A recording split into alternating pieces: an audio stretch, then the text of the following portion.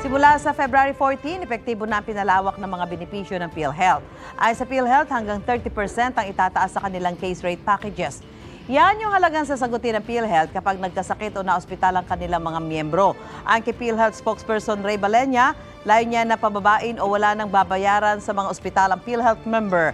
Exempted naman sa pagtaas ng case rate package ngayong Pebrero ang ilang sakit at medical procedure gaya ng dialysis at high-risk pneumonia. Paliwanag ng PhilHealth, tinaasan na kasi nila ang coverage ng mga yan sa nakalipas na 5 taon. Mga kapuso, para una ka sa mga balita, mag-subscribe sa GMA Integrated News sa YouTube. Sa mga kapuso abroad, subaybayan niyo po kami sa GMA Pinoy TV at sa www.gmanews.tv.